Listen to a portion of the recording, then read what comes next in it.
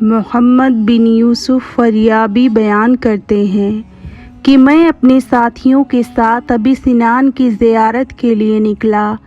جب ہم ان کے پاس پہنچے تو انہوں نے فرمایا، میرے پڑوسی کا بھائی فوت ہو گیا ہے، چلیے اور اس کو صبر کی تلقین کریے۔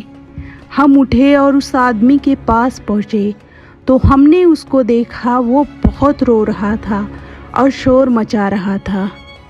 ہم بیٹھے افسوس کیا اور اس کو تسلی دی، لیکن وہ چپ نہیں ہوا۔ تو ہم نے کہا، تم کو معلوم نہیں کہ موت ضروری راستہ ہے؟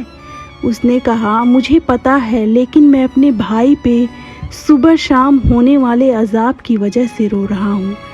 ہم نے کہا، تم کو اللہ نے غیب سے خبر دی ہے کیا؟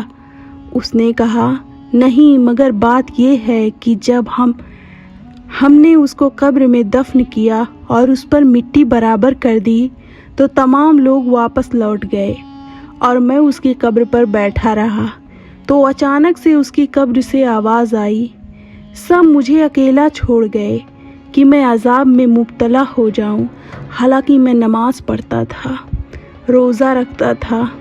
اس کی اس بات پر مجھے رونا آیا۔ میں نے اس کی قبر کو کھولا تاکہ دیکھوں تو قبر سے آگ کے شعلے نکل رہے تھے اور اس کے گلے میں آگ کا طوق تھا۔ بھائی کی محبت نے مجبور کر دیا۔ میں نے ہاتھ بڑھایا تاکہ اس کے گردن سے وہ طوق کھینچ لوں تو میری انگلیاں جل گئیں اور ہاتھ بھی اس نے جلا ہوا سیاہ ہاتھ دکھایا۔ پھر اس پر مٹی ڈال دی اور واپس لوٹ آیا۔ تو پھر کیوں نہ روؤں؟ ہم نے اس سے پوچھا، تیرا بھائی زندگی میں کون سے برے کام کرتا تھا؟ اس نے کہا، زکوٰۃ نہیں دیتا تھا۔